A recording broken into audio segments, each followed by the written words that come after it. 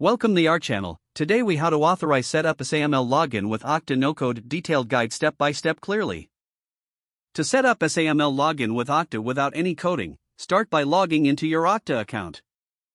Navigate to the admin dashboard. Select applications from the menu on the left. Click on the Add Application button. Search for the application you want to integrate with SAML.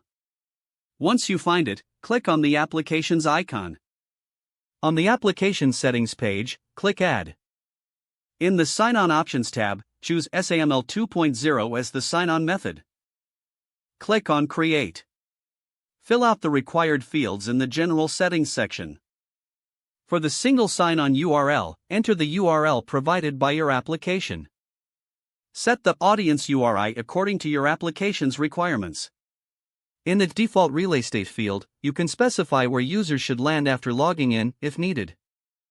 Under Attribute Statements, define the attributes required by the application. For example, map user.email to the corresponding attribute in your app. Once all fields are configured, click on Next. Review your settings and click Finish to finalize the application setup. Now, navigate to the Sign-on tab for the application you just created. Here, you'll see the SAML settings provided by Okta. Copy the Identity Provider metadata link. You will need this information later for your application configuration. Next, log into your application settings. Locate the section for SAML integration in the application's admin panel. Paste the Identity Provider metadata link into the appropriate field. Fill in any other required fields relevant to SAML configuration based on your application documentation. Save your changes in the application's admin panel. Return to your Okta dashboard.